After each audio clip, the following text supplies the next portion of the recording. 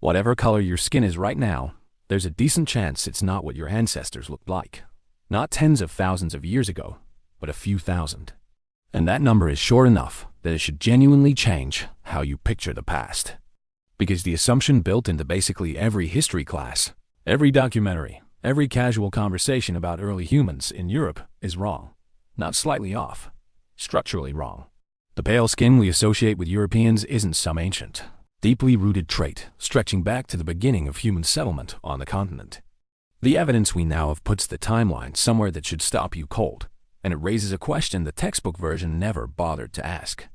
If modern humans arrived in Europe around 45,000 years ago, why didn't pale skin show up until so recently? And what was actually driving the change when it finally did happen?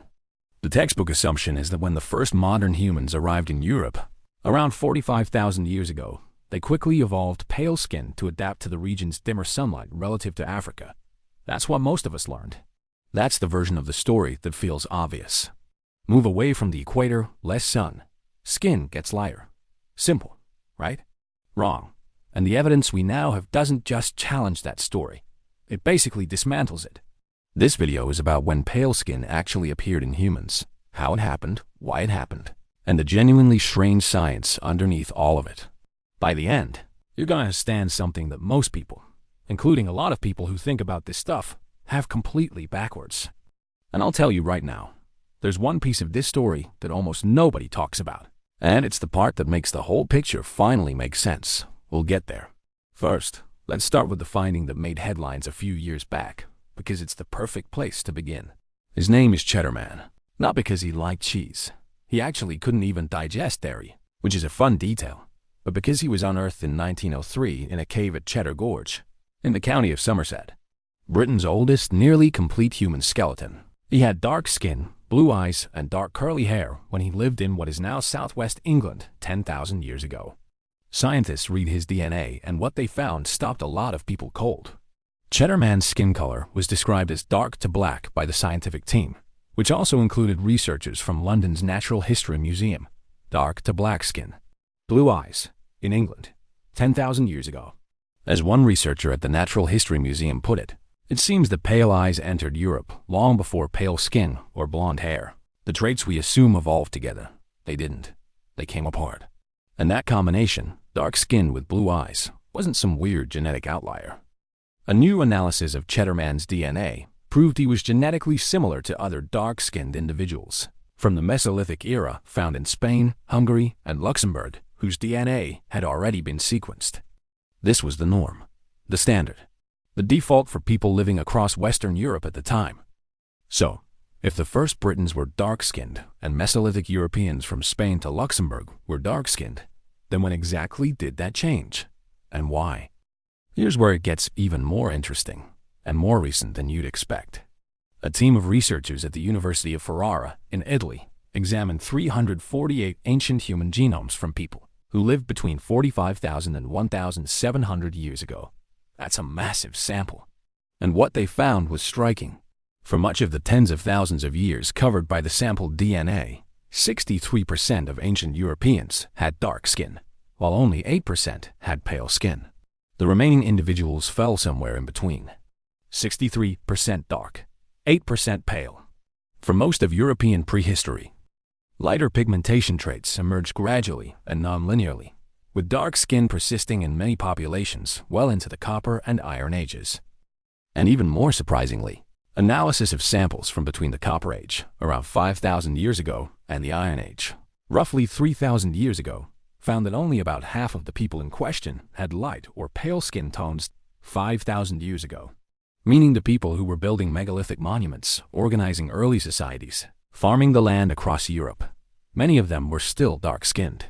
Even C, the Iceman, who lived approximately 5,300 years ago, had darker skin than modern Southern Europeans. C, the guy we've been studying for decades, darker than the people living in that same region today. So the shift to widespread pale skin in Europe didn't happen when humans first arrived 45,000 years ago.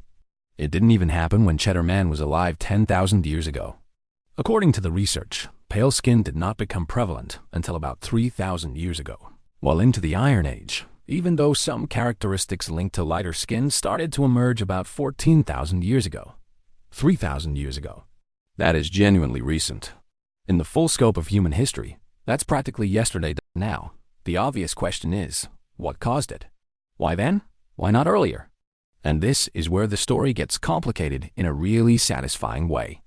Because the answer isn't just less sunlight. That's part of it, but only part of it. The full picture involves two competing biological pressures that were essentially fighting each other inside every human body that moved away from the equator, and skin color was the compromise they landed on. Here's the core mechanism. Lighter skin allows more ultraviolet light to penetrate, helping the body produce vitamin D, a nutrient essential for human health. That's the pressure pulling toward lighter skin as you move north. You need UV to synthesize vitamin D, and if you're not getting enough sun, darker skin works against you. But there's a second pressure working in the opposite direction, and this one is less talked about. Dark skin near the equator protects something called folate, a vitamin that's absolutely critical for fetal development from being destroyed by UV radiation. Too much UV and folate breaks down. Folate breaks down and pregnancies fail. So the darker your skin, the better your folate protection in high UV environments. What you're looking at when you look at the full map of human skin color across the planet is the visible record of that tug of war. Every population found its own equilibrium point between those two pressures, shaped by how much sun they got, what latitude they lived at, and this is the part that changes the timeline, what they were eating. Research has hinted that light skin evolved not only to adjust to the lower light conditions in Europe compared with Africa, but also in response to the new diet that emerged after the agricultural revolution. Think about what that means. Hunter-gatherers were getting vitamin D from food, fish, organ meats, animal fat. Their diet was doing some of the work that skin lightening would later have to do. Once farming took over and diets shifted toward grain-heavy, vitamin-poor foods, the selective pressure on skin lightening suddenly intensified. The body needed to compensate. And so the genes that lighten skin got a much stronger evolutionary push, not just from the sun, but from the plate. That's why the timing lines up the way it does. The first farmers from the Near East arrived in Europe carrying genes for light skin, and as they interbred with the indigenous hunter-gatherers, one of their light skin genes swept through Europe so that Central and Southern Europeans also began to have lighter skin. The lightening of Europe wasn't just a slow, gradual response to dim northern skies over thousands of years. It was largely driven by a wave of migration, farmers moving in from the Middle East, carrying the genetic raw material for pale skin with them, and that material spreading rapidly through the existing population because the new agricultural diet made it suddenly, urgently useful. Now, here's something that almost nobody brings up when they talk about this, and it's the piece of the story I promised you at the start. The gene most responsible for light skin in Europeans, a gene called SLC24A5, doesn't only exist in Europeans. SLC24A5, which swept Europe, is also common in East Africa, found in as many as half the members of some Ethiopian groups. This variant arose 30,000 years ago and was probably brought to Eastern Africa by people migrating from the Middle East. But though many East Africans have this gene, they don't have white skin, probably because it is just one of several genes that shape their skin color. Let that sink in for a second. Half of some Ethiopian populations carry the same gene variant that turns Europeans pale. And they're not pale, because skin color isn't a single switch, it's a patchwork. It's built from multiple gene regions working together, and this one gene gets overridden by several others operating in combination. A depigmentation gene called SLC24A5 linked to pale skin swept through European populations in the past 6,000 years. But in East African populations, the surrounding genetic context neutralizes its effect. Same gene, completely different outcome, because the genetic background it sits inside is different. This is one of the clearest demonstrations that skin color is not a simple trait. It never was. Some of the genetic variants researchers identified, coding for both light and dark skin pigmentation, were quite ancient, between 300,000 and 1 million years old, meaning that skin color variation seems to have been present since before the emergence of Homo sapiens. The variation isn't new. The genes aren't new. What's new is the specific combination of variants that produce the pale skin we associate with Northern Europe, and that combination assembled itself very recently, under very specific pressures, in a very specific place. And it happened more than once. East Asian populations also have relatively light skin compared to equatorial populations. But here's the thing. Their light skin is not the same light skin. It didn't come from the same genes. A substitution in SLC24A5 accounts for lighter skin in Europeans, but not in East Asians. East Asian populations developed their own depigmentation through largely different genetic routes. Two populations facing similar low UV environments both ended up with lighter skin, and they got there completely independently through completely different mutations. That's convergent evolution happening within our own species in real time over a period of tens of thousands of years. The same environmental problem solved twice from scratch using different tools. And it gets stranger. Neanderthals, who lived in Europe for hundreds of thousands of years before modern humans arrived, also evolved pale skin. But they did it through their own separate mutations, with their own separate genetic machinery. Modern humans didn't inherit light skin from Neanderthals through interbreeding. Pale skin evolved from scratch at least 3 separate times across different hominin lineages, each one independently working out the same solution to the same low UV problem. That's not a coincidence. That's evolution converging on the same answer over and over because the answer works. Here's another thing the research has made clear, and it cuts against a lot of assumptions people carry around. The darkest skin in Africa is found in the Nilo-Saharan pastoralist populations of Eastern Africa, such as the Morsi and Surma, and the lightest skin in San populations of Southern Africa. Southern Africa, not Northern Europe. The San people of Southern Africa have some of the lightest skin on the continent, and variants of genes associated with light skin in Europeans arose in Africa and are ancient and common in the light-skinned San people. The team proposes that these variants arose in Africa as early as 1 million years ago and spread later to Europeans and Asians. So the genetic building blocks for lighter skin didn't originate in Europe. They originated in Africa hundreds of thousands of years ago in populations that had moved far enough from the equator or lived in environments with enough variation that lighter skin became advantageous. The story of skin color is not a story that starts in Africa and ends in Europe.